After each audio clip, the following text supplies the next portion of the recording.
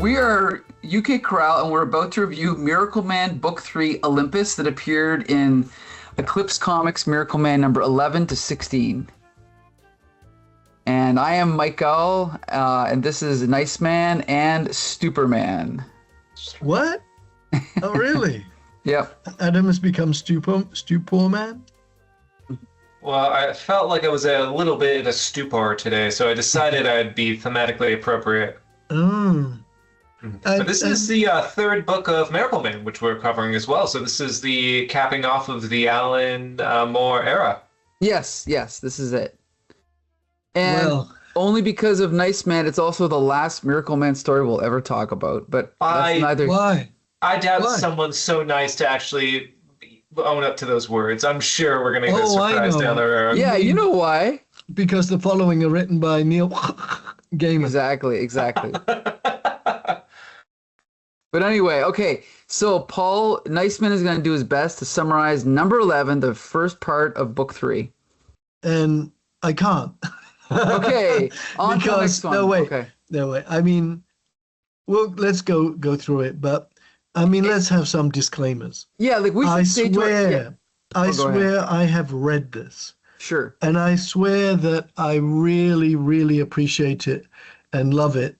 Yes. In different ways.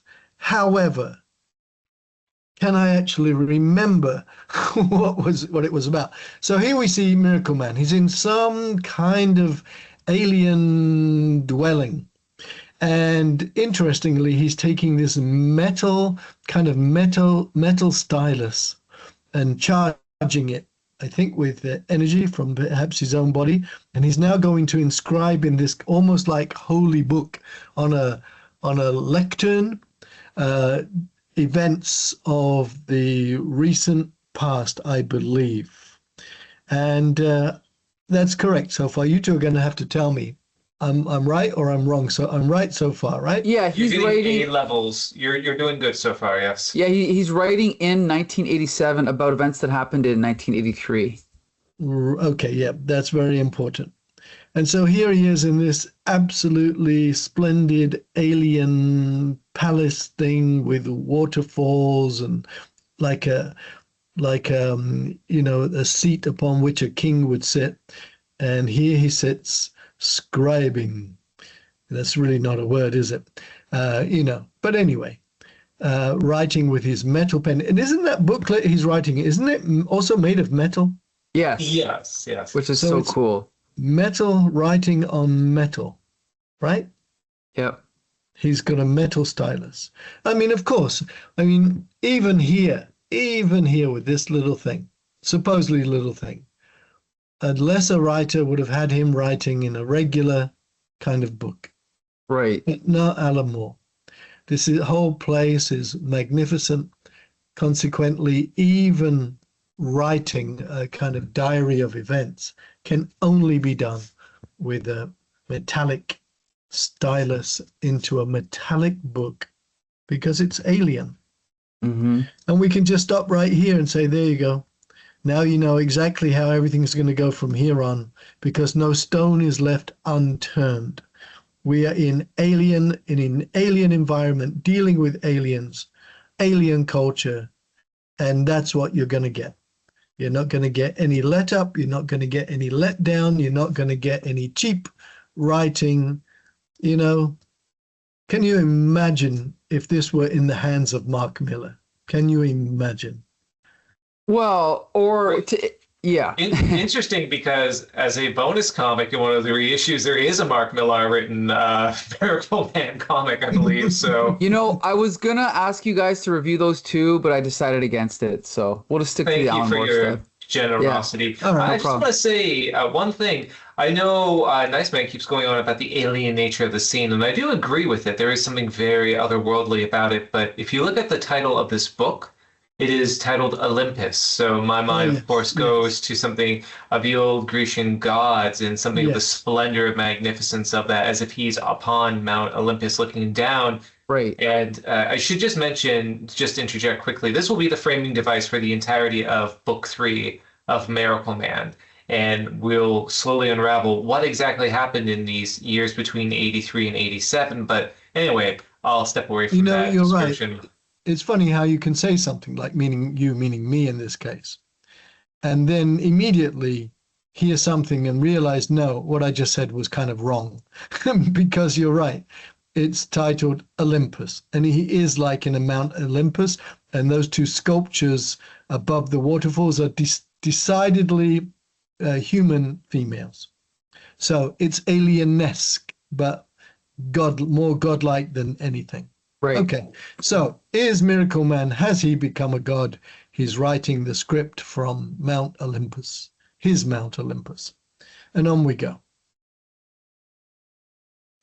Here we are with poor Johnny Bates, Master Bates, and young Miracleman.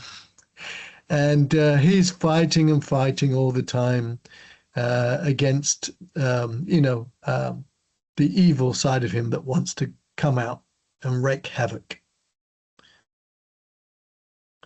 And meanwhile, Mike Moran, just ordinary Mike Moran, is with Liz. This is Liz, right? His wife. Yes, yes. And she has given birth. And she's complaining about her mood feeling strange. Yes. And she knows that something is not quite right with the baby known as Winter. Mm-hmm. She's a healthy baby with a healthy appetite. And she's perfect. Oh, no, she's lying. And she's perfectly normal. I'm her mother. I should know. But really, deep down, she knows Winter is not normal. Mm-hmm. And this is perhaps a major cause of her stress and her tears, which she thinks may be postpartum, but it's not. So nothing Mike Moran can do here, really. By the way, because Winter already has teeth, and she's 2 weeks old. Right. So pointless Liz saying she's normal. I'm her mother. I would know. She's lying, of course, because she knows the terrible thing of it. Now, in this beautifully laid out page, beautifully, this is, who's drawing this? John Totleben? Yeah, John Totleben, yeah. Yeah, beautifully, 2, 5, 7 panels with a couple of framing circles, top left and bottom right. I mean, I'd love to frame. Every now and again, you come across a comic book page that you want to frame, and you'd love to frame it because no words apart from in the circles, top left, bottom right, the rest just visual. So there is Mike Moran has gone out into the rain to take a walk. Meanwhile, a woman with red stilettos.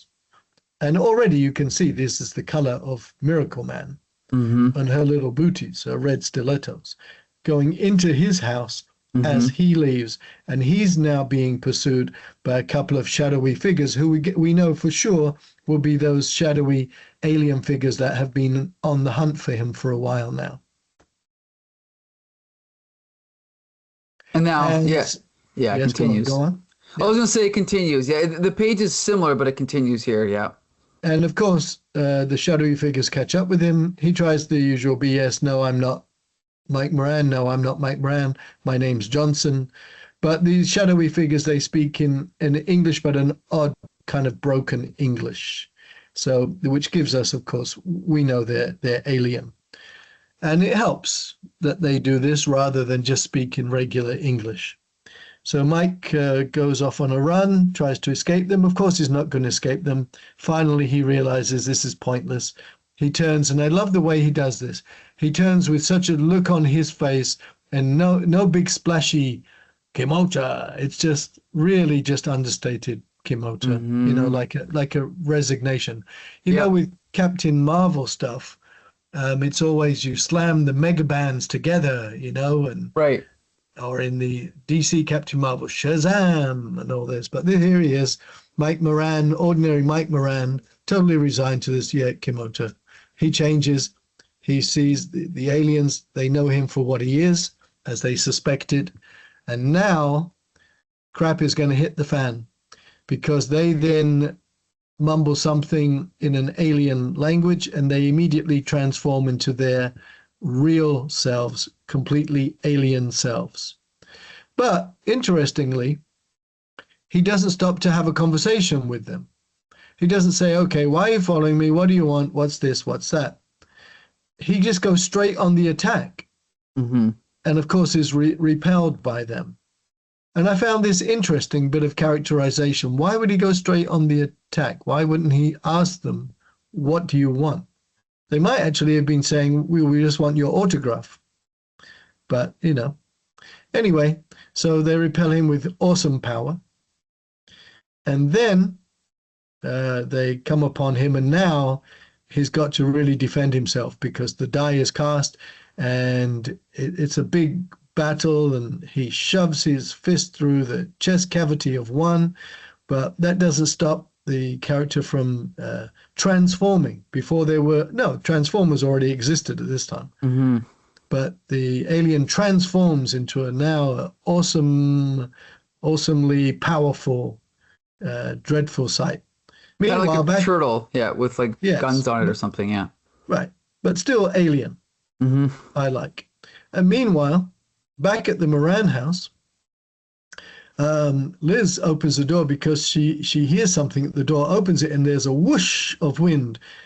And that's all she hears, is just sees leaves. She doesn't see anything else. So she's convinced herself it was just the wind. It's a really windy day. So close the door, go back upstairs. But we see those red stilettos hiding kind of in the dark by the stairs, perhaps under the stairs. And we know that the stiletto person has made her way into the house secretly. So is she a threat? Or is she, is she a villain? Friend or foe? Yeah. Yes, friend or foe. But back to the battle that's now raging. And it gets worse and worse for Mike Moran because these characters are extremely powerful with their shape-shifting forms, and he's being pummeled. But he thinks about his daughter as he's being pummeled. And that's a big mistake because these aliens can read minds. And as soon as they realize that he has a daughter, all right, one is off to go find Winter, while the other one keeps him occupied and he's helpless. Then the other one, who's gone in search of Winter, eventually arrives at the house, blows the door off. Liz thinks that the wind has now really blown that door in. However, when she goes to investigate, she finds this monstrous alien crashing through the door. Monstrous. And then, just when all seems lost, like is this monstrous alien going to kill her, we see a pair of gloved hands, red gloved, again suggesting a Miracleman connection. And these red gloves reach from behind the alien and gouge the alien's larynx out, which does near fatal damage because the power lies in being able to utter this alien words to transform it into different shapes. But with the larynx ripped out, that's not going to happen. So we realize that this mystery character is a savior. And who is it? It's Miracle Woman, dressed in the same outfit as Miracleman, but female version, looking decidedly godlike and everything else.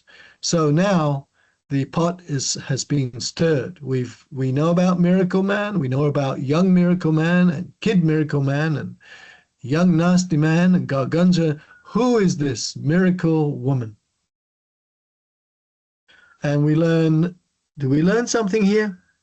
This one I think I need some help with, please. I think this is more just a reflecting on what's happened in the issue. There's nothing really new you see here. It surely isn't a wasted page, then.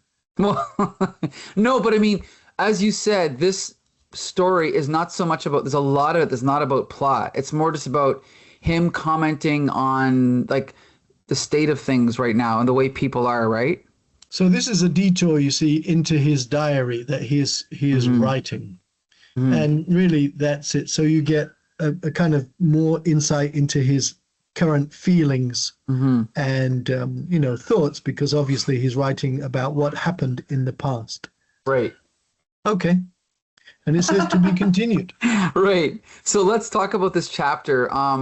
Because Paul and I had a brief conversation online yesterday, Adam, and once again, Paul started talking about Miracleman. I was like, Paul, you got to save that gold for tomorrow. But one thing, Paul, you said that you remember. You said you made a comment that stuck with me. You said something like you remembered a lot of it, but a lot of it you forgot. Correct? Yes, because it's strange to say it's so overwhelmingly good that there's so much to take note of. This is not some dopey comic book. Right. Like, well, A happened, then B happened, then C happened, then D happened. This is not a comic book. You know this. Well, actually, I think it is a comic book. It's just a good comic book. I don't, yeah, I mean it, but I don't mean it. Do you know what I mean? Yeah. This is it's too good for a comic. And as we go on and on through the other issues, I don't mean it when I say this. It's too good for a comic book. Well, I'll just say that before we jump to you, Adamantium, I'll just say that yes, I've read this many times, and much of it, two things struck me. So many of the most memorable scenes in this whole story happen over one page, an entire scene that has stuck with me since I was, 13 or 14 when I first read it. The flip side is a lot of this I completely forgot, or either it went over my head or escaped my notice, which I'll talk about later. But this issue alone, we've already seen Alan Moore do completely groundbreaking work with book 1 and 2. Now he's doing something even more groundbreaking. Like, to introduce a story this way itself is something you would almost never see in a superhero comic. The device of him writing about it from the future, and also he obviously had the story planned out because of the way that he addresses and foreshadows certain things that are going to happen, I think is incredible. But this story is just going to get bigger and bigger and bigger, but I think this is a great start. Adamantium, what did you think? I really have very little to contribute because you've all pointed out the moments of genius of this comic. I don't think enough credit has been given to the artwork. I think this might be my favorite consistent art within the entire run of Miracleman, Book 3 Olympus. I think thematically, tonally, it gets across a type of mood and feeling that is very haunting, and there's a lot of disturbing images throughout the course of what we're going to read. This could easily be with shape-shifting aliens and all the other phantasmagorica we're going to encounter, something that would just be eye-rolling, something that would be nothing more than pulp fascination. But there are truly odd, bizarre, and very disturbing elements. Even when they change into these turtles, these two aliens, they almost resemble something from an ELO or an Emerson, Lake and Palmer album cover, which could be laughable, but the way it's done, it's so unexpected without context. There's just something kind of magnificent about it. And actually seeing for the first time in this entire run beings that could exceed the power of Miracleman conceivably, as far as we're aware, there's a lot of great setup going on, and the payoff is going to be incredible, and not to where I think a lot of readers were expecting the payoff to manifest. But this begins the first chapter in what I think is absolutely the best book of the Miracleman run. I'll say for the art, Gary Leach is still my preferred Miracleman artist, and Alan Davis is obviously a great artist as well. But I think the key with John Totleben, I don't think his figures are as accurate or as fluid as Alan Davis, but like the line work and like the use of pointillism here is just incredible. It just gives it this majestic quality that suits the story perfectly, right? These stories of gods on Earth, and then the close-up of Miracleman's face here, so understated, and the subtlety of the expression of his face is very difficult to capture. Now, if you look at this shot of Miracleman, you can see that he's not as good with the human, like it's not as dynamic as like a John Buscema or something like that. Not that you'd want that, But his line work is incredible, and the subtlety of his expression is incredible. Also, I know that Alan Moore, this is credit to Alan Moore, but I love the simplicity. I talked about how so many of these memorable scenes are only one page. Look at this. You introduce the scene here with the staircase and her going to the door. She opens the door. We see this gust of wind come in. She looks out. She doesn't see anything. And then we repeat this image in a slightly different angle just with the stiletto heels. It's incredible. I love it. It's perfect. And that's something that, were there any comics that were even as organized? Forget about how intelligent they are. Maybe, what's his name, Will Eisner would think on this level, but right? But so few comics in the previous 50 years before this would even think to be this organized and just almost like poetic, you know, in the way that they choose their images. It's the conception, it is the execution of all the paneling, it's the dialogue, it's the concepts being used, it's everything. It's the culmination of it. Right. Okay. Do you want to do the next one, Adam, or do you want me to do it? Oh, I can do this. Sure. This okay. one, issue number 12, very appropriately is titled Aphrodite. And this follows some information about Miracle Woman. Now, again, we have the same framing device, but this one is really couched towards the idea of an Aphrodite figure, especially when there's implications about procreation, even the fetish of superheroes happening in these next couple pages. There's even a sequence where maybe you don't want to zoom in too closely, but someone's looking at some naughty video material featuring super powerful beings, and the dialogue really indicates something has happened, some shift has occurred in this world, but we're not given access to what yet. We're not privy to exactly what this shift is, but the pieces are falling into place. But when we cut back to the story set in 1983, what we reveal is an interesting chain of events after these glorious shots of this kind of godly Olympus-like state, where we do get a point of view of Miracleman. He is running through, basically just cutting through clouds, going back to his home, continuing this fight with one of the aliens, which now speaks in English. It's now saying, wait, he is dying. We must be having a truce while help is summoned. And this begets the realization of what's happening. These aliens are, and I'm probably going to mispronounce the name, but I believe they're called the Qui. I'm not sure if either of you know the correct pronunciation, but they are a shape-shifting race of aliens. It's just spelled QY. And these are the aliens that are able to have this sort of transmorphic ability to change their shape that Miracleman was based off of from all the experiments from Garganza. So we go full circle to the species that he was encountering now. That was his origin. This is his meeting his creator moment in a way. In fact, I think it's odd that we've had two meeting his creator moments in its own way, if you will, with Garganza and then with the beings that were the basis of his existence. But we're also introduced to Miracle Woman. And rather than go too much beat for beat, essentially what happened is Miracle Woman was an off-the-books project that Garganza created. He used the same sort of body-swapping technology that he did with Miracleman, but essentially what he wanted to do was create Miracle Woman as a type of fetish.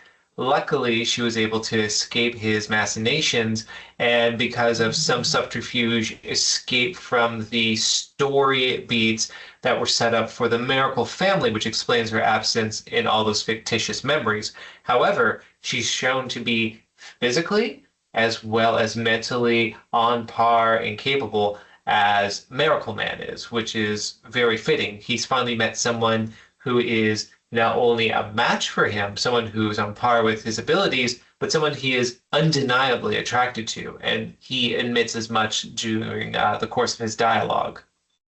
And I do want to comment, the art is great.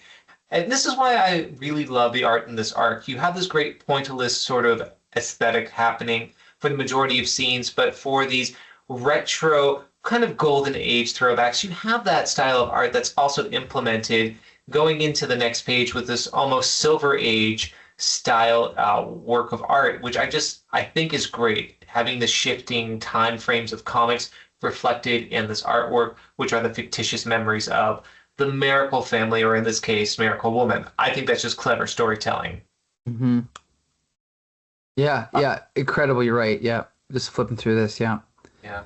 But yeah, basically, after an encounter with young Nasty Man, she's able to escape the clutches of Gargunza, and she escapes and has been living alone, living under various pseudonyms, but luckily has been able to evade Gargunza's attention, although every once in a while she will slip into the Miracle Woman body just because she wants to feel that power.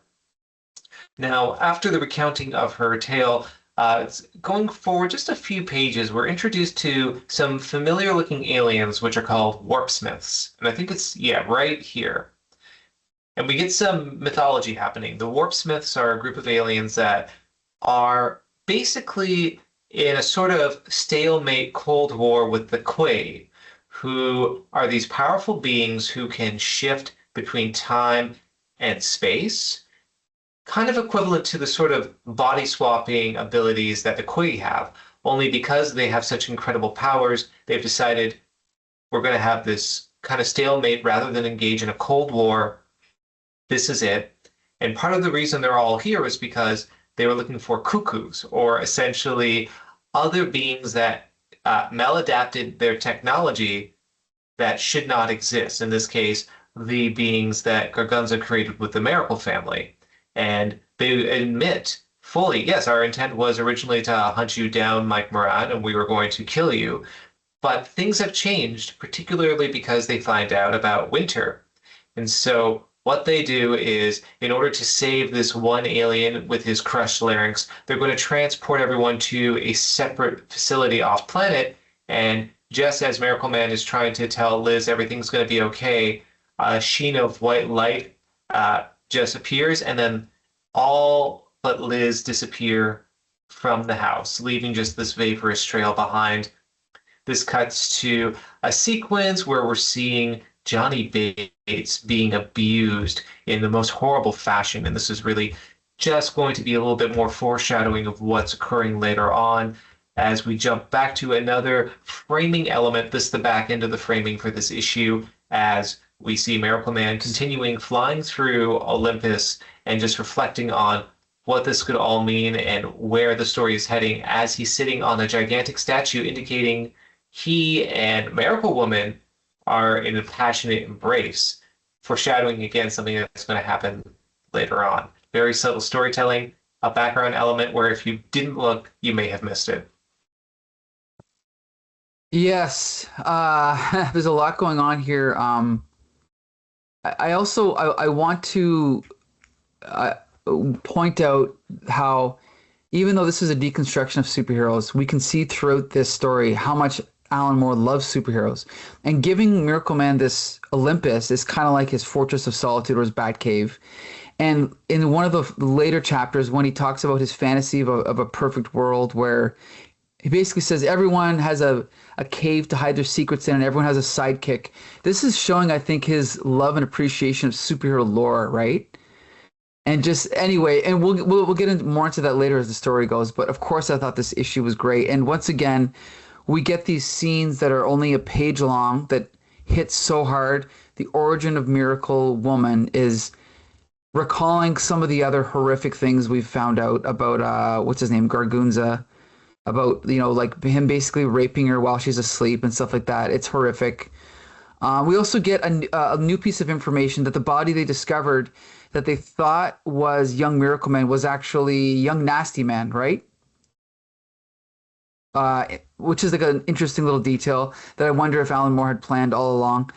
And to be honest, even though like I've read this many times, but I didn't quite get at what point they decided they were going to not kill them. But I guess it was around here, right? When, like you said, Adam, where they realized, oh, we're actually, because of Winter, we're actually going to help you out now, and we're not going to try and kill you. I kind of missed that. Context. Yeah, in the next issue, more context is given as to why that is. But basically, it's a way of saying, no, you're just not an aberration. You really do belong in the sort of, for lack of a better term, a pantheon with us. Right. We're going to take you to what will be not exactly the Olympus we see, but it's a really great subtle I think, trick of storytelling to make you think, oh, is this where this framing device is taking place? But we'll get to that in the next issue. Again, the art consistently great. I love the little nuances here. This is why I do respect everyone else's opinion about the various Miracleman artists, but I think just the consistency and the line work here. I maybe would not have said this upon reading the entire comic the first time, but now I do really think this may be my favorite art in the entire series. I think Totleben has just proven himself so consistent and so creative in what he's done. Maybe it's not spectacular in the way that you'll see some of the earlier artists, but I think there's a maturity about the art that I appreciate even more. Sure. And I also love this image of abandoning his wife here alone in the living room with his baby. Like, that's just great. And it's going to come back later. And of course, this sequence, again, this whole subplot of Johnny Bates has haunted me. Like, this keeps me up at night. It's so horrific what ends up happening, but we'll talk about that later. But yeah, this page, just incredible, just stunning. This is a page I would put on my wall. But anyway, Nice Man, what do you think about this one? I think is this possibly the most dense single comic book issue we've ever read? Could be. I mean, after you read it, as great as it is, you need to lie down, take a nap. Yes, I agree. I And totally agree. and if you suffer from ADD, you're never going to get through this issue. You Well, have to. I think. Sorry, don't mean to cut you off. I think you can't miss a word. You can't miss a panel. You can't miss a scene. I mean, it takes a lot of effort to read this. No kid below the age of like 12 is going to read this. you, I know it's not intended for that, I but what I agree. mean is, it's talk about, the debate for many years about modern comics. Wow, they take like 6 issues to say that was stuff that would have been done in one. Look at this one. My God, this one issue alone is what, at least 3 issues, isn't it? That's definitely. I mean, never mind the fact that it's also good, but you're right. If you were to read this, and by the way, this is only 17 pages long. It's not even a full length story, right? It was like 100. I know, and the thing is in my spare time, I'm still rereading old Bronze Age Spider-Man comics, and I enjoy them. But you can zip through those in 5 minutes. You can skim read them. I get it. Doctor Octopus is back, but like you said, Nice Man, you cannot skip a single word in this story because you're going to miss something important, or you're going to miss something beautifully written, right? And never did a letterer earn his or her money more Right. than this issue. Right, I agree. Okay, let's jump to the next one. We got a lot to talk about. We come to first, I have to point out this is one of my favorite comic book covers of all time.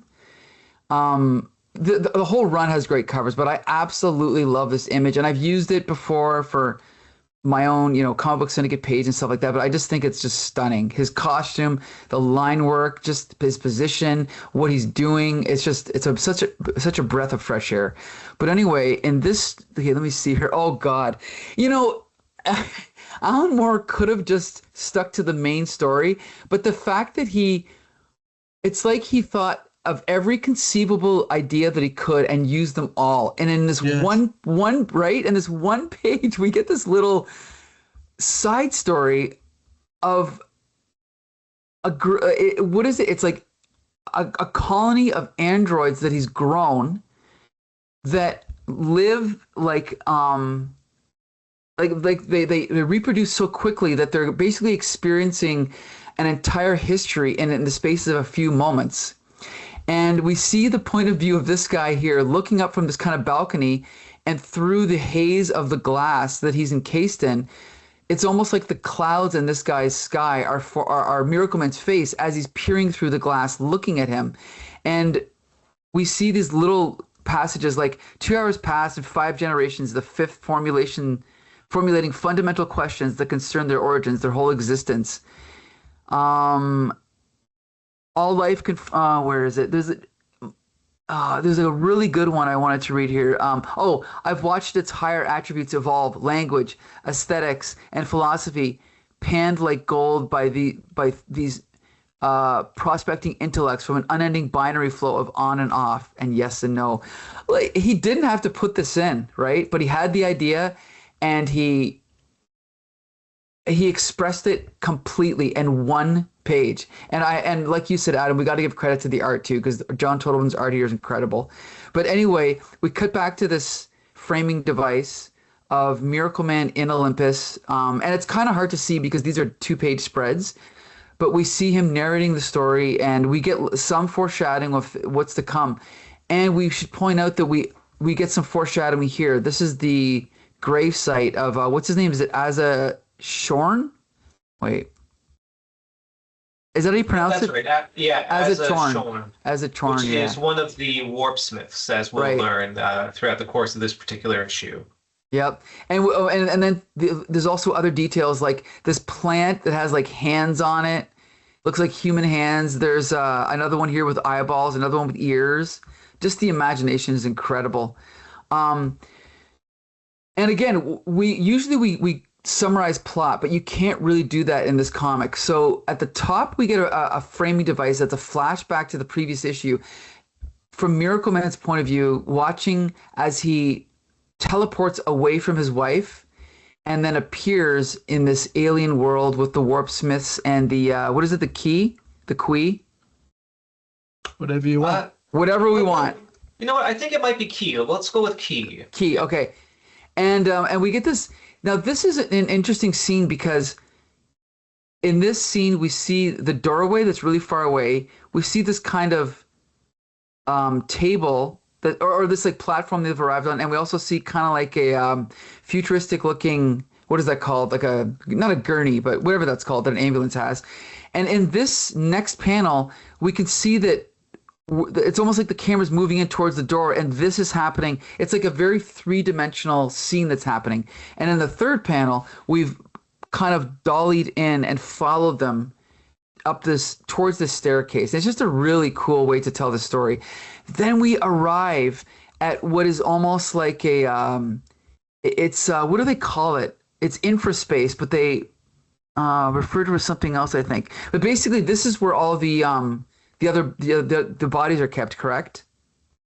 Like the other dimension where the bodies are that they interchange with. It's just incredible. And then they walk past that, and this scene is still continuing. It's one continuous shot if it was a film. Now they enter into this giant doorway, and they come into this. This is almost like a Kirby-esque. What's that character from the Eternals? The Unimind?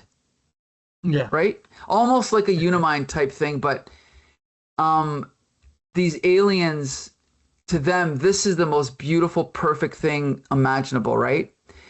And then I'm trying to think of what happens here. They end up, they're walking by and they're seeing other alien beings, right? Kind of just like doing whatever they're doing as they're kind of floating through this the space. And it's kind of hard to read this. I don't remember exactly. They talk about like the confederacy of different alien races in the galaxy or whatever. It's just really cool stuff. And so then they make their way to talk to these two warp smiths. And okay, Adam, if you can speed this up, if you remember. So now they're talking to the aliens about. Okay, this is where we begin the part where there are big things that happen that I have no memory of. Like, I do not remember Fire Drake at all. Like, and I've read the story like 20 times. I don't remember him existing. So that's an example. Go ahead.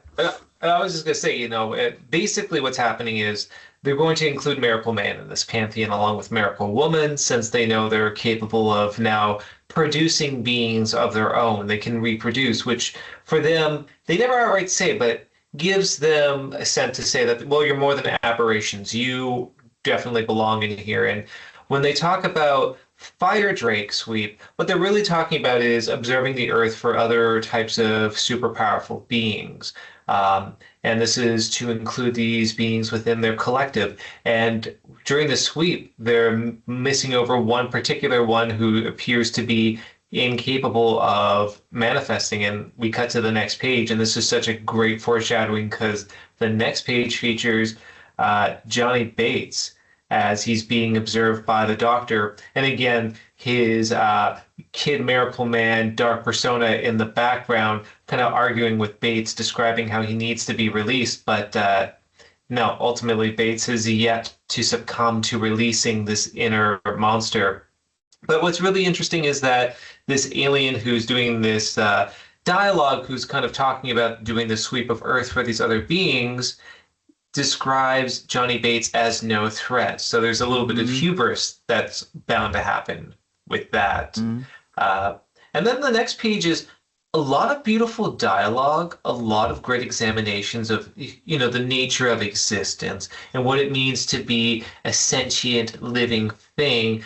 In terms of plot, you're right. There really isn't a lot to go on aside from the fact that they are going to be part of this magnificent new collective, this sort of perfect collective of these alien beings of all these power. And with that out of the way, Miracleman returns back to Earth for meeting up with Liz again. And I think this is one of the more powerful character moments in the book. And I do want to talk about this if you're okay with it, Mike. Sure, go ahead. Yeah. This one really impacted me a lot. I've always felt so bad for Liz's character. She really just is embroiled in this situation beyond her control, beyond having any type of agency. So Miracleman returns talking about this magnificent group of species he's encountered, the magnificence of all of this, and Liz is just breaking down. She realizes because she's been feeling so weird lately, as Mike alluded to before, that's because of Winter.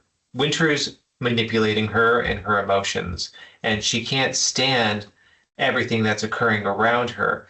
Now, as much as Miracleman tries to convince her to stay, ultimately, Liz knows she can't stay in this unstable life, and at this point, she has to leave, and she makes a very, I don't want to say dramatic, but a very pronounced leave. She gives a final kiss to Miracleman and then heads out the door. And that's punctuated by the sound of someone behind Miracleman going, "Father." And he looks around, the implication being young Winter is there, able to speak with him. And we end this issue with yet another framing device of him in this idyllic garden, this strange garden with almost human appendages like lips and eyes growing off of plants, as he just acknowledges, again, thinking of those androids, how they use certain terms to denote sorrow that is felt, on realizing sorrow is a thing one can no longer truly feel, again, implying Miracleman has fully removed from humanity. He's no longer a miracle man. He is a god, and he's not a man. And that's going to bleed into the next issue, but this is powerful. And I know I took this over a little bit in this ending description. That's okay. But this is one of the most powerful sequences in the entire book for me.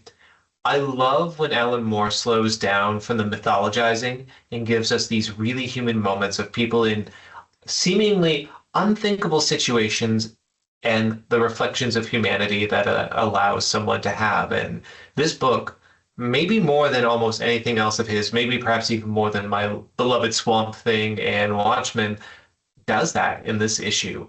It's fantastic. I agree.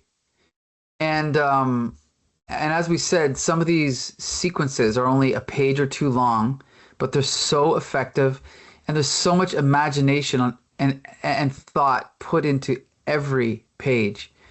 Even the because we've seen stuff like this with Marvel, like the Shi'ar Galaxy and the Skrull Galaxy, and it's, of course, that's Jack Kirby's imagination, and along with Stan Lee, but this is just a little bit more nuanced, a little bit more thoughtful, and Alan Moore is standing on the shoulder of giants, but he just happens to do it better than anyone else, But yeah, I love this issue. I love the art. I love everything about it. Nice man. Do you have anything to add to that? Yeah, because I've always most enjoyed a certain type of comic book. Mhm. And I've always sometimes, like if I were EIC, what would I do? Sure. I would tell the writers, you know, first and foremost, every character is a person. So if you're at Marvel, it's Tony Stark who happens to be Iron Man. It's Hmm. Peter Parker who happens to be Spider-Man. It's Matt Murdock who happens to be Daredevil. It's not the other way around. Right. And Alan Moore, his characters, you always feel that way with his characters. You know, Yeah. it's Mike Moran who happens to be Marvel Man, Miracleman. Sorry. So, I mean, he can't go wrong with me. He can't because that's that's what it is. But I want to clear up just a couple of things. So and let's to backtrack a little bit. When the aliens pursued Mike Moran over a number of issues until they finally caught up with him, apparently they were because there are some superpowered characters on Earth who could be a danger. And so they came to eliminate this danger. But then again, their big cheese, the big one, whatever, the he, she, big cheese, laments that the Warp Smith's immediate reaction to things is about, well, violence will be needed. It's the same old thing. So I'm thinking, I don't quite get that. Did they really go to Earth to pursue Mike Moran and the other superpowered characters to eliminate them? They don't seem like those kind of beings. They seem quite reasonable. They even have conferences with their enemies, and they've maintained a Cold War for 12,000 years or whatever. So they seem very reasonable, very intelligent, kind of civilized. Would they really go to Earth to just kill the superpowered characters? What do you guys think about that? So you think it's an inconsistent characterization? I mean, these days, Alan Moore says he has nothing to do with his comic book work. He has no shred of any comic book work in his house. It's as if he never did anything. He wants nothing to do with it, which is really stupid Right. because, of course, there's no reason to do that regarding like Miracleman. If you wrote like Wendy Whitebread, undercover cop, whatever, that's a different matter. Right. But Right. he didn't. So there's no reason to disown this, what we're covering now. So I would ask him, I don't quite get that because you show them as a threat. You show them pursuing Mike Moran. You show him having to attack them. And you show Miracle Girl having to rip out the larynx of the other alien to prevent the alien doing what? Killing Liz? Is the alien going to kill Liz? Didn't exactly just knock on the door and say, hi, how are you? So I don't quite get that. Are they violent? Are they what? Are they killers? They were going to kill Liz, but that alien culture seems very reasonable and intelligent and civilized. So I don't quite get that. Mm.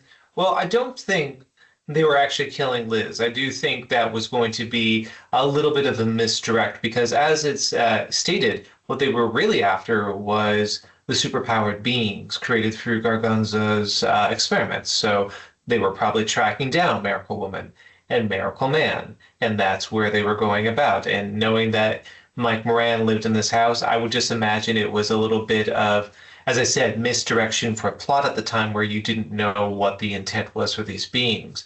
But I think that's more interesting from a philosophical standpoint rather than an inconsistency for characterization.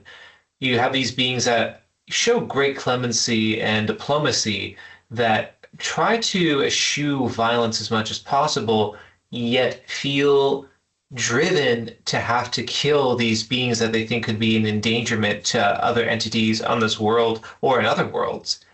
So maybe that's just showing how extreme they view this particular threat to be. But then why crash through the door in absolutely monstrous form regarding Liz? Why? Why not keep that human form, right? And just knock on the door and say, hi, so and so, and But the one thing I'll say, but that wasn't even in this issue. That was in last issue, no, right? I know, but I had to bring it up now before we go too far ahead. What I was going to say is the one thing I wondered, because if there's one tiny, I'll call it a plot hole. It's we talked about this when in the first issue, I think, is when Mike Moran realizes Johnny Bates is still young Miracleman, but then he just doesn't change right away. Like, I think that's what happens, right? It's like, no, change right now. You're weak. Like you're leaving yourself vulnerable. But in this scene that you're talking about in that park, she does change back to a human woman. Then she changes to the turtle.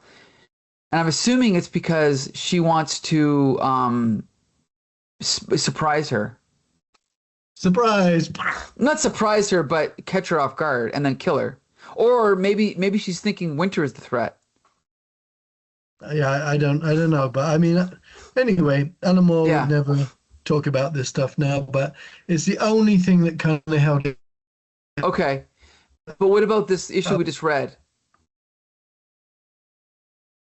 Well, again, you can't afford to miss a panel. You can't afford to miss a word. I mean, this, when I was reading it, I thought, again, this is not a comic book. This is poetry. This is literature,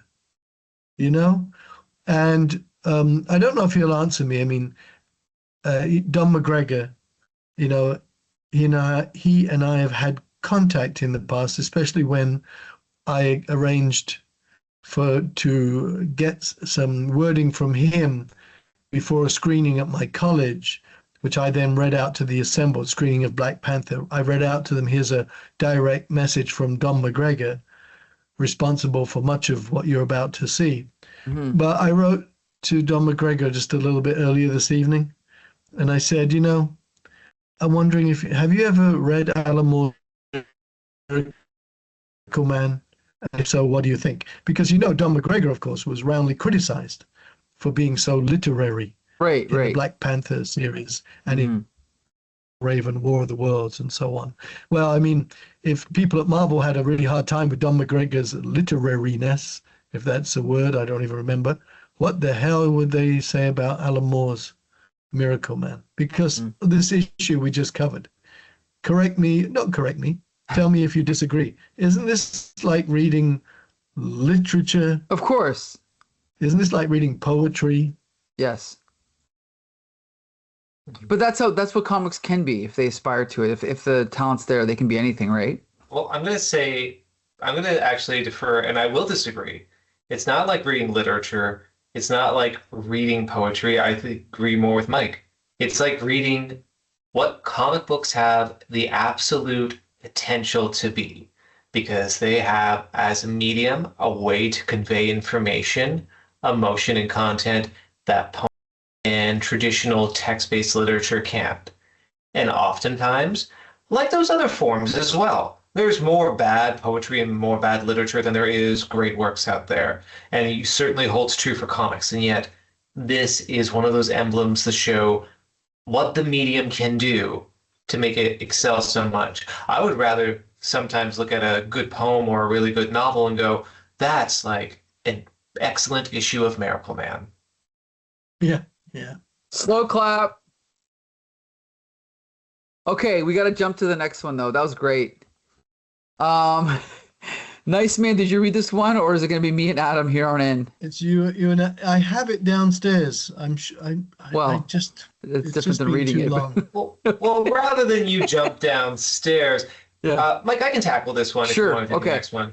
Sure. Okay, so issue 14, this particular issue continues on from where we left off in a very interesting position for Miracleman, where he is engaging in some sort of dance, and this issue is called Pantheon. Pantheon, yeah. Yeah, Pantheon. I completely butchered that. My apologies. But that I think symbolically will play into what's happening here. Now, after that part of the framing device, we cut to Miracleman talking to his daughter Winter, who not only can speak fully fluent, uh, eloquent English language sentences, but she Yeah. also exhibits the same type of powers her father does. She flies to a rooftop. And I will say, if there's anything that seems a bit ridiculous in this comic, it is just the idea of a young baby glowing, flying, and speaking in these full eloquent sentences with a costume superhero. And yet, to the power of Alan Moore and Totleben, I'm reading this and it's not too distracting just because tonally and in terms of the prose and the art, it works so well. Agree. But anyway, Winter just reveals that while Miracleman was away, she had conversations with her mother, just explaining some situations of what was going on with her own development, and that partially informed Liz's decision to leave. We also, of course, cut back to Miracleman having these visitations with these other beings on this sort of moon station where they're going to be creating this pantheon and continue searching for other superpowered beings within the earth. And so two of them are found.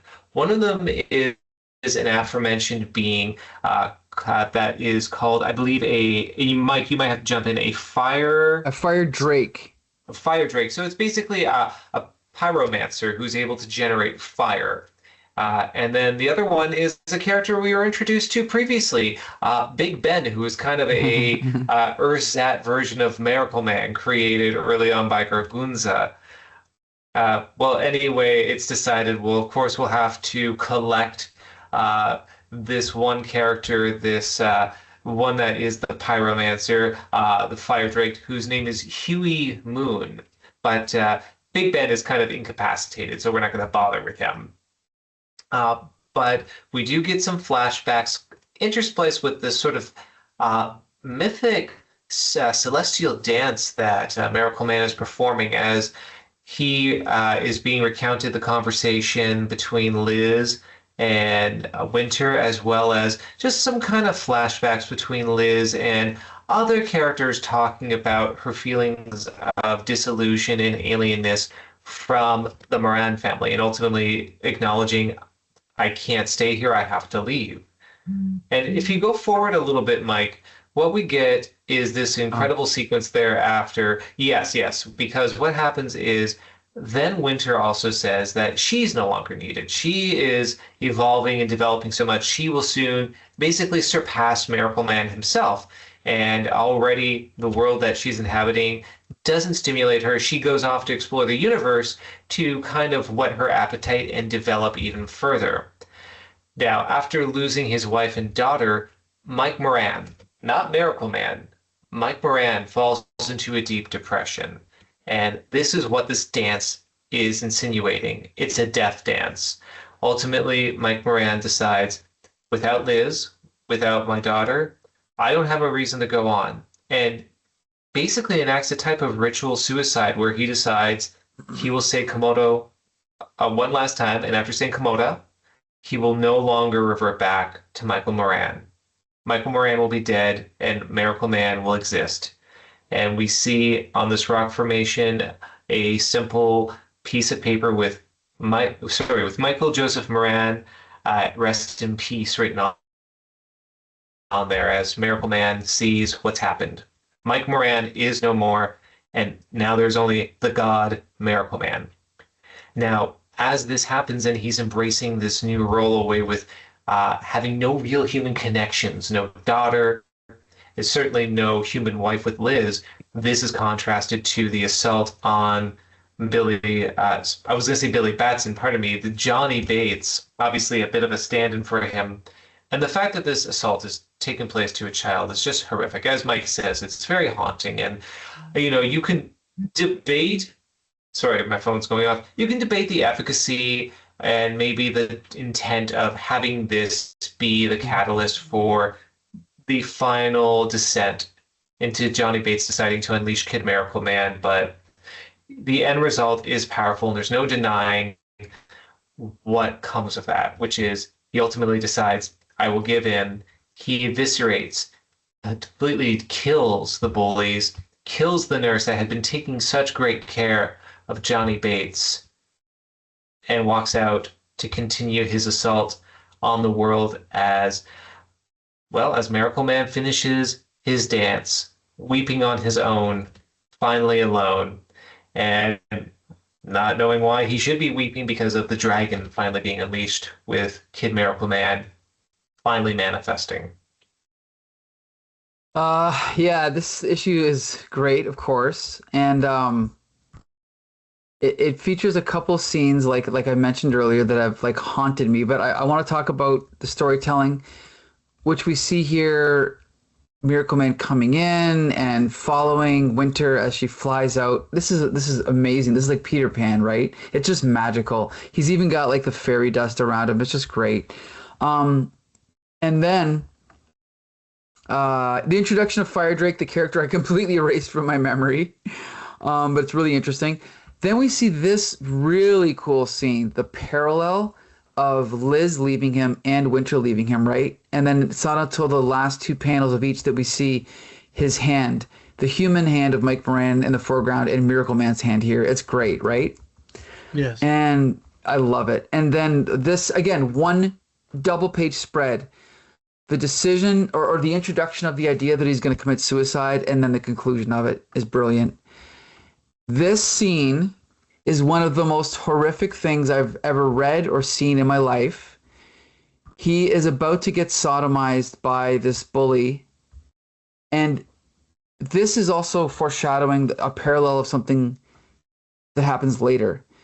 The only way he can get out of this is to change. And so he says the magic word. And in the next page, we don't see an explosion. We don't see lightning. We just see a white panel. And then we see on the ground, these legs are not connected to anything. Again, horrific, right? It's horrific. And then a head flying past this character. Yeah, but this is what they deserve. So that's of course. And then this kid, the last one, gets killed. But then this scene is the one. This is even more horrific. The nurse that's been nice to him. Now, again, any other writer on Earth, even if they thought of this scene, this is where the scene would have ended. He would have walked out and said, I think I'll let you live. But this is Alan Moore. And instead, oh no, he comes back. And what happens? I'm sorry. They'd say I was going soft, wouldn't they? And then he uses his power to blow her head off. And then we get this final scene. This is one of the most horrific images I've ever seen. It's disgusting and it's frightening, and it does exactly what Alan Moore wanted it to do, right? Disney Comics. I'm reading this and I'm scared, of what's about to come. So anyway, it does its job. Any other comments, Nice Man? No, this page here with Miracleman doing his kind of like death dance is, I think, maybe John Totleben's finest artwork. It's incredible. He must have loved working on this, don't you think so? Agree. And these issues, even though they're only 17 pages long, apparently some of them were late, like 15 and 16 were really late, but wouldn't you rather wait? Yes. And get it done right rather than have a fill-in by some jabroni. You know what I mean? Anyway. Yeah, tapping Tommy. Yeah. And then, as you said, Mike, they don't feel 17 pages. These feel so densely orchestrated and composed. I mean, as Nice Man was saying, the complaints about how comics nowadays, you'll have 6 issues that tell a story that used to be able to take place in one. Well, I mean, one example here, even comics back then, you'd have 6 issues maybe condensed into what feels like this, and yet it doesn't feel claustrophobic. It doesn't feel crowded. It just feels the pacing is perfect for it. Agree. Okay, we got 2 more to go. Let's jump to the next one. Whose turn is it? Is it yours, Adam? Oh, this is my turn. Okay. So this is perhaps the most famous, most expensive issue in the whole run. This is number 15, and this is where Miracleman fights young Miracleman. And, of course, this is Alan Moore, so he does it like no one else. We open up with images of the destruction of London, we see the skins of humans hung out like clothes drying on a clothespin. We see more bodies impaled on the the clock hands of Big Ben. People fleeing in the street. And what we're getting here is this idea that in the previous issue, they introduced this, it's almost like a simulated globe that they're able to walk across. And I think it has like a hologram on it of the Earth. So they can actually see what's happening on Earth in real time as it's happening. And then they notice, they're like, oh, well, what's that down there? We see smoke, we see fire. Oh, is it what? Did something explode? Is it a fire? And then we realize, no, it's Johnny Bates. And look at this image. Yeah, look at that page. First of all, the destruction of the city, but also look at Johnny Bates dressed in just a dress shirt and a tie, and that expression, like this is the opposite of every superhero cliche. It's every superhero trope turned on its ear, right? It's just incredible. So then we go through the sequence and we see again dismembered limbs. We see heads impaled over here. We see like the Thames just all red with fire and blood. It's horrific and beautiful. Then we see the appearance of Miracleman, Miracle Woman, what is it, Huey Moon, and then the Warpsmith and the Key. And I love this because this is something I probably didn't quite notice as a kid, but we see the way that the Warpsmith activates his power is it uses hand signals. And in the background, we see the Bank of England disappear. Then we realize, oh, no, it didn't disappear. It's just been lifted up. We see the shadow, and it comes crashing down on young Miracleman. But it doesn't kill him. Then Miracle Woman flies in, and I love this here. This is almost like a boxing match. In fairness of the two, she was more graceful and controlled, more skilled and more intelligent in her attack. Her moves were subtle and precise. Judged in those terms, I'd say she won. But when we see what happens, nope, she gets knocked completely into the sky. And even these characters are shocked by it. I love it, right? Alan Moore's having fun here. Then we see the Warpsmith use his hand signal again. Okay, what's his second trick? He warps Johnny Bates into a block of marble. You're thinking that's gotta kill him, but it doesn't. It's like a Jack Kirby cover. Right, yes, OMAC, that's right, yep. And then we see this great sequence where the Warpsmith is like, I must locate a means by which to purchase extra power. It will require a trip to Hod, my homeworld, galaxies away. What? But it's arranged. He's back. He's already done it. I love that. So then we have Fire Drake coming, and he tries to. What does he do? Oh, he ignites like a gas pipe. But wait a second. I thought Johnny Bates was just encased in. How did he get out? I think yeah, that's a good question. I think he breaks out. Right here. I thought that was the Bank of England. That's Okay, the hold Bank on. of England with the coins and the cash. Okay, you're right. Oh, is there a plot hole? Did Niceman find a plot hole? Alan Moore did I not hope think not. of this. Oh no. I think what happens is him being in the wall makes the building collapse. And then I think that's how he gets out. It just collapses around him because he's destroyed the foundation. I think that's it. Okay. Because it says here would that Marble as it Arch. huh? Talking about Marble Arch, he couldn't restrain. Yeah. Okay. Yeah, so I think we're fine. Alan Moore's still perfect. Don't worry. So then Huey Moon blows up the gas line. That doesn't work. Then Miracleman. Oh, then we find out where the Warpsmith figured out how to get the power, and this connects all the way back to This is like 1982, the Warrior magazine story where they were going into that magical world, and all of a sudden they just encountered this other Miracleman. And you're reading this, and you're like, what the hell is going on? Well, this is what was happening. This is where they were getting the power from themselves. It's incredible. So then anyway, we cut back, and Miracleman is still fighting Johnny Bates. And the imagination to not just depict this in a traditional way. he actually starts referencing future mythological versions of the story and says, I don't remember which one is true. There are different versions of it. It's almost like the gospel, right? Like there's different gospels of what happened. But in one version of the story, they go back in time to get the power. In another version of the story, Miracleman plays chess with young Miracleman. But in the meantime, we're seeing what's happening here.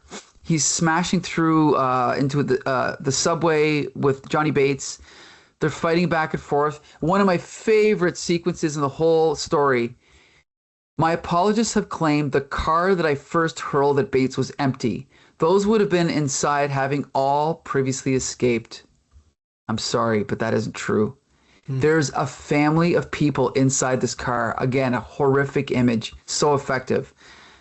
And then here we see, look, this bus has people in it. It's incredible. This is almost like Superman 2. Superman 2 had a lot of this too. Anyway, so then the Warpsmith gets this idea, okay, well, me transporting him into a wall didn't work. I'm going to teleport this rock, or pebble as Miracleman calls it, into his skull. And we see this hunk of concrete with like that metal wire that hangs out, sticking out of his head. But in this instant, young Miracleman has the time to use his power to maim the Warpsmith, and we see it like cuts off his arm and part of his shoulder here, and basically he's just about to die, but in that time he has time to teleport this metal beam into young Miracleman's body. It's horrific and beautiful. It's great.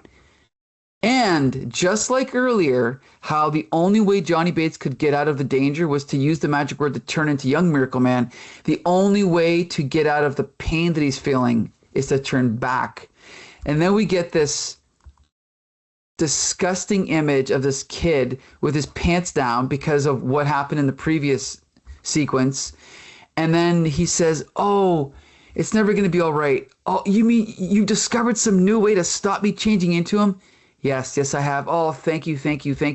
It's okay. Good kid, Johnny. Good kid. And we just see blood splatter all over Miracleman's face. And on the next page, we see this page of Miracleman holding the young Johnny Bates in his hand with his pants down.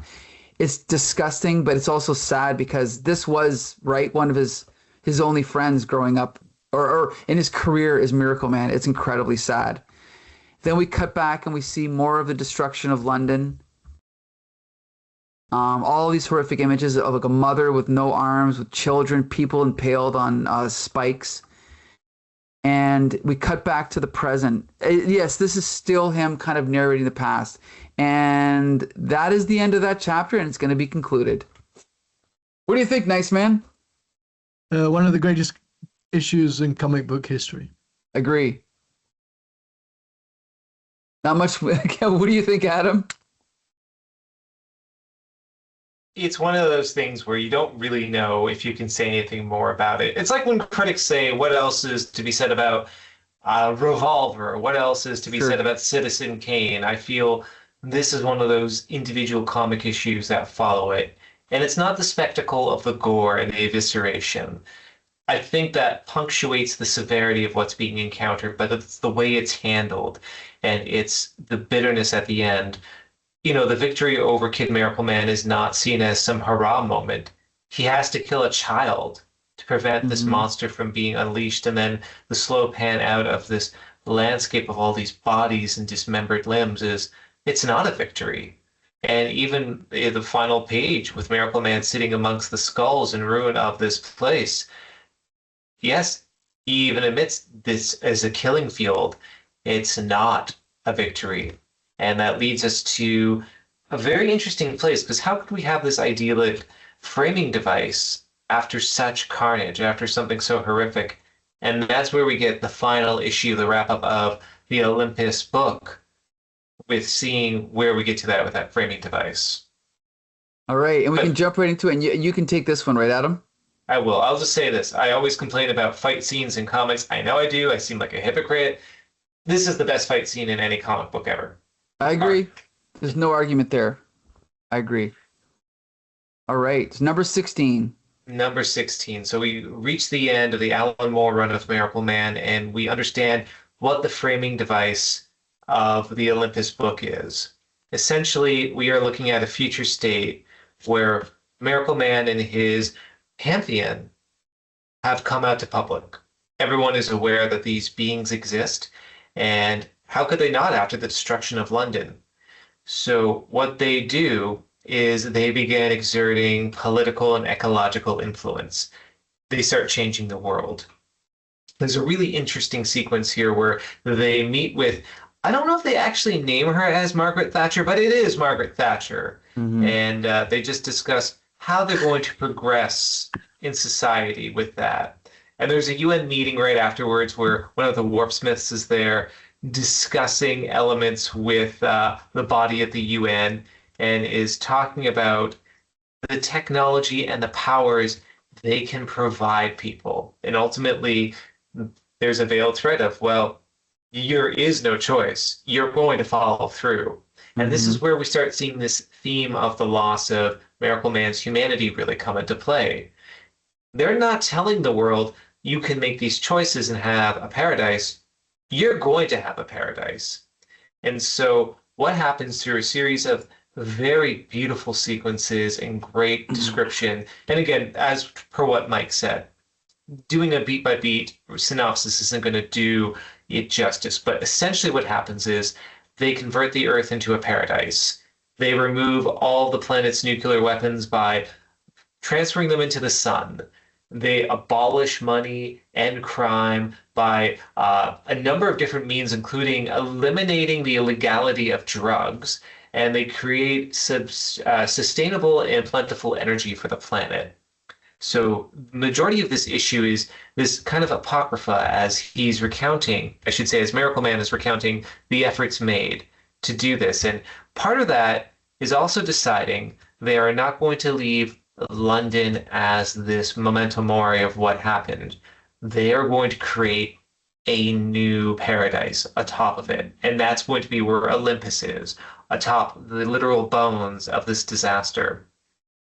Now, during the course of this as well, what we see is this renewed kinship and this growing interest between Miracleman and Miraclewoman, where it culminates with them making love over the skyscraper of multiple cities in the world, exploding in this kind of beautiful range of light, like almost like an aurora borealis, and people are just clapping in awe of this beautiful spectacle, with them two finally consummating this relationship and resting at the bottom of the ocean.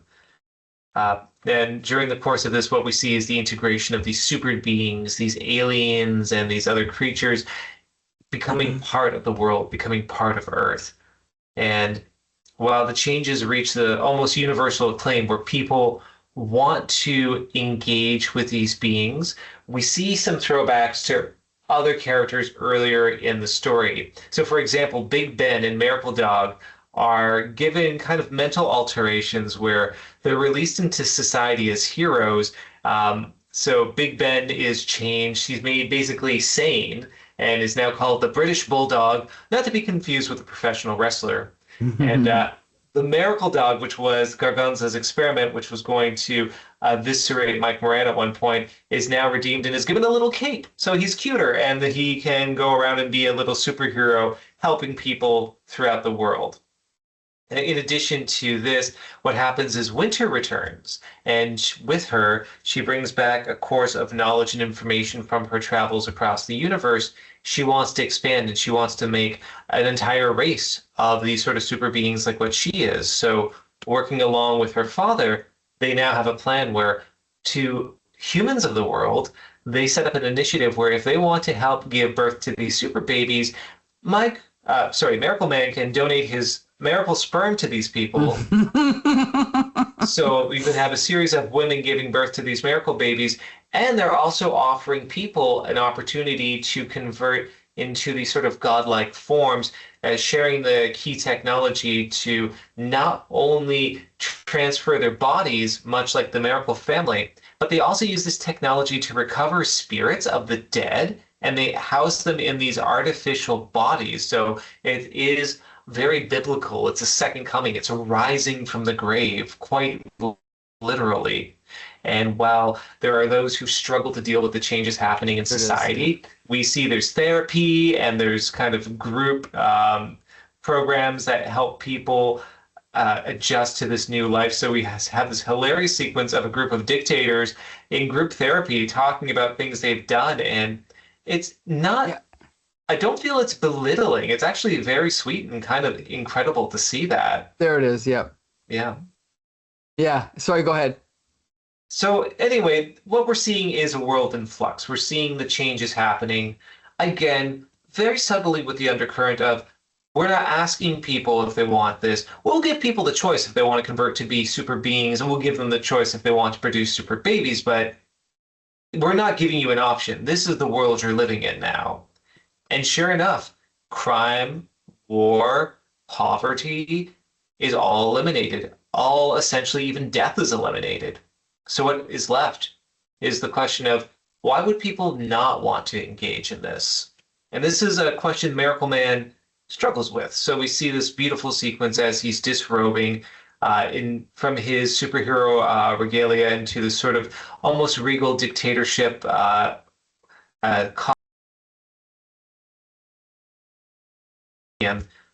something continues to bother him. And ultimately what bothers him is thinking about Liz. Now there's a sequence earlier, and because it's a little bit out of sequence, I do apologize because it is a bit non sequitur in how it's enlisted, but it's on page 24 and 25 of the comic. Okay. Sorry, I keep saying Mike Moran, but it's, of course, Miracleman goes to Liz and asks her if she's willing to either give birth to more miracle babies or if she can be willing to augment herself with this technology and become someone like her. And of course, she confronts Miracleman with the jealousy that she has over him, leaving her for Miracle Woman.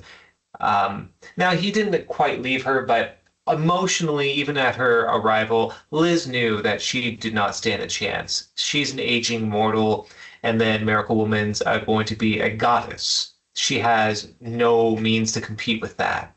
So essentially, the affair started from the very moment Miracle Woman arrived on the scene. But with that said, Mike is just, I keep saying Mike as if this is Mike Moran. My apologies. This is still Miracleman. Miracleman who is not Mike Moran because he's not human. He can't understand, why won't Liz convert her body? Why won't she become a god like them? And all she can say is, get out. You've forgotten what you're asking me to give up. And that's important, because when we get to the very end of the comic, after the sequence of glory where they're in Olympus and the Pantheon is there celebrating the victory of making the world a paradise, Miracleman sits by himself, staring at the stars, reflecting. As he looks out, he thinks, it's been 6 years since my rebirth. I come here quite a lot these days. Sometimes I think of Liz. Sometimes I wonder why she turned down my offer. Wonder why anyone should not wish to be perfect in a perfect world. Sometimes I wonder why that bothers me. And sometimes I just wonder. And that's how the book ends. With a reflection of a character who, despite his immensity of powers and seemingly ability to do anything, doesn't understand what it means to be human. That's incredible. I mean, beyond the obvious quality of this comic, what has frustrated me for 30 years, or what now, 40 years, is that nobody knows about this comic. And so, and so I feel like I've been shouting into the void for 30 years. And a friend of mine, Brian Kelly, who used to own Detroit Comics in Ferndale, felt the same way. His license plate was Komoda, okay? And we both spent our whole lives preaching the gospel of Miracleman. And when Marvel Comics finally settled the lawsuit with Todd McFarlane and Eclipse and blah, blah, blah, and they published it, it was so, first of all, the packaging was horrendous. They flooded the market with 1950s reprints that no one cared about. And then the reprints themselves were sealed in plastic. They didn't market it properly. And people, ignorant young people, like, what is this Superman ripoff? You know, and so removed 30 years after the fact, unfortunately, it lost its impact. But the question I want to ask is this as good as or better than Watchmen? That is an intriguing question because they're different. I think it's like asking, is Howard's End better than Ulysses?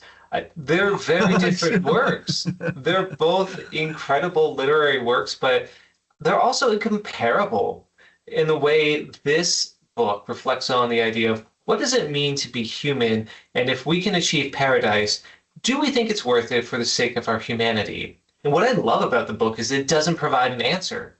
It gives you a purview, Mm-hmm. a view into something that seems so incredibly miraculous, mind the pun, that why would you never consider it?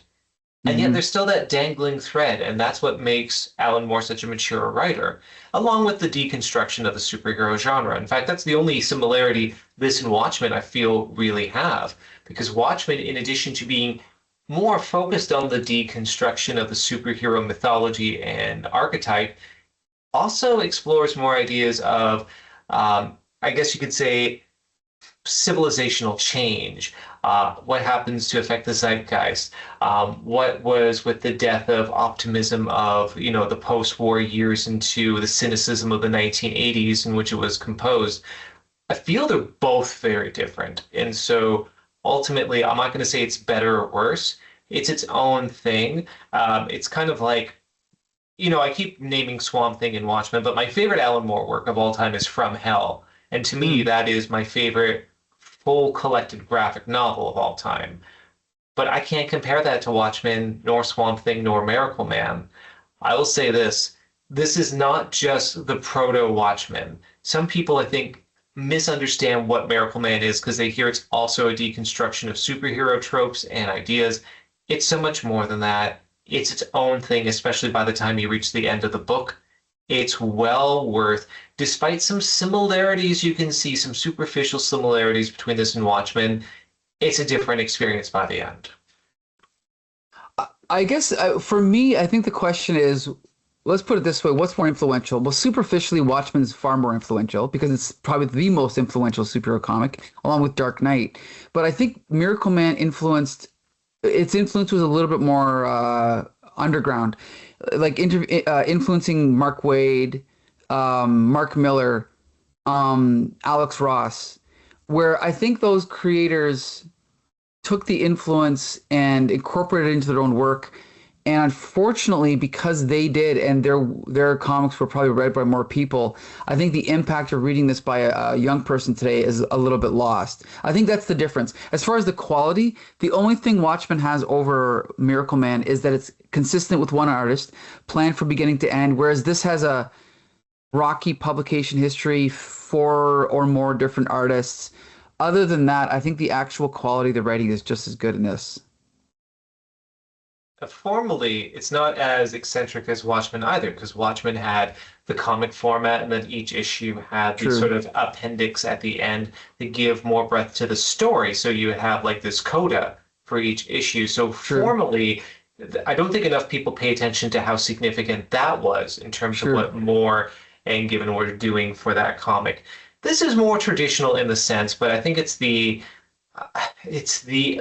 echelon of what you can achieve at this time without breaking too many formal boundaries of what a graphic novel or a comic is. I would say if I ranked them, I certainly think due to the consistency and more formal experimentation, Watchmen is a more consistent, satisfying read overall. Mhm. But I will say this, in terms of influence, while I do think they're very different things, you would not have Watchmen without Miracleman. Just like you wouldn't have Authority without Miracleman. Mhm. Just like you wouldn't have had, name any prestige superhero comic from the last 30 years, you wouldn't have had that without Miracleman. Agree again. Okay, now, Niceman, I know that we got to wrap this up really quickly, so we'll give you the last word. What do you think? Even on this last page, Yep. the mastery of Alan Moore. Sometimes I think of Liz. And when you read that, you're thinking, oh, it's resonating, right? Missing Liz, missing what it was to be human, fully human with her. It's touching. Sometimes I think of Liz. And then you go further down. I wonder why she turned my offer down. Why would anyone not wish to be perfect in a perfect world? Sometimes I wonder why that bothers me, and sometimes I just wonder. So just in a moment there, you think you're coming to the last part, right? A very touching last part. Sometimes I think of Liz, about despite having all of this glory, all of this, deep down, he's still like Mike Moran. You know what I mean? But he isn't, because the next lines immediately shatter that. Immediately. And he's so detached. The most he can do is sometimes I just wonder, how could she turn that down? This defines the fancy word Pyrrhic, Pyrrhic. After everything that's been gone through, all the horror that's been overcome, everything to get to this point, it's not a victory. It's not. Perfection is not a victory. What would have been a victory is it. Sometimes I think of Liz. Sometimes I remember and those feelings of what it was when we were human, when I was human with her. And, that would have been a very touching way to end it, with just a little bit of sentiment, Just, he still has that little touch of humanity, but he doesn't. All he can do is sometimes just wonder, And so he's lost. He's lost because this is not life. Whew. So I think the moral of the story is, for anyone that has not read this comic, you absolutely have to. It's readily available in many different formats, right? Buy Marvel Comics. If you want to spend a lot of money, you can get the original issues, which I have, or even the really cool reprints, right? Like those painted covers that they had in the late 80s. Those were gorgeous, right? So definitely seek this out. This is one of the best comics we've ever reviewed here. But it's expensive. Very. Any back issues, whatever, trade paperbacks, hardcover. I mean, they're expensive. Do you have every single issue here of book 3 in original? The whole run, every issue of the whole run up to issue 23, I think it is, by Neil Gaiman. Where are they? I'm not going to tell you. No. They're like in the other room. Yeah, I definitely have some of them. Definitely. Okay. When did they come out exactly? Well, Eclipse number 1 came out in, I think, 85, and by the time it got to 16, it was, I don't know, maybe 88. I'm not sure. Because I'm wondering, why don't I have every issue? I used to go to my local comic book store on Santa Monica Boulevard, which was always well stocked. Why wouldn't I have every issue? I don't know. Definitely have some of them. I don't know why I wouldn't have every one. Well, I know that by the time we got to the 90s or 2000s, Miracleman 15 was around $100, so it's got to be even more now. Oh, yeah. Yeah, it is. Especially that one, if you want it as an individual issue. Right. I don't know if I have. I don't know. I have at least, I don't know, a couple, 3 of them or something. Sure. But I don't know why. It really bothers me. It's like he's bothered by, like, why didn't Liz accept his offer? I'm really bothered by it. But why wouldn't I have every issue? Sometimes I wonder why I don't have Miracleman. Sometimes This man's just going wonder. to go out of his porch staring at the stars tonight going, sometimes I just wonder. Well, I am, because Exactly. right in front of me, my bedroom window is up, and outside there's the rustling leaves on the trees, and sometimes I just wonder. Okay, we're going to leave it on that note because I know we all got to go, but thank you. This is one of my favorite comics of all time, absolutely. And whenever I list my top 10, I like to shove it into the number 1 spot just to make people think, whoa, where's Watchmen? So that I can say that's number 2, Miracleman's number 1. But anyway, so obviously sometimes I change my opinion, but whatever. Definitely read this comic. Oh, and now it's time to surprise everybody with next week's choice, and that's Zenith, book 4. Speaking of superhero deconstructions, this is Grant Morrison's. And yeah, we'll be talking about that next week. So I want to thank Nice Man and Adamantium for joining me. All of our episodes are available at comicbooksyndicate.com and youtube.com. Be sure to like and subscribe. And until the next time, see you later.